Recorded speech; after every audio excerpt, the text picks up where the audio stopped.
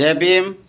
આજે તારીખ 23/3/2026 સોમવારના દિવસે હર મહાદેવ। અમારી school doctor Bhimrao Ambedkar pre primary આજના દિવસે આપણે પ્રાર્થના કરશું।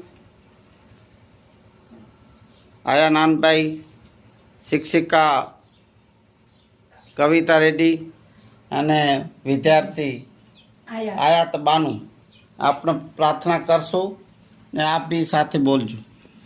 ठीक है।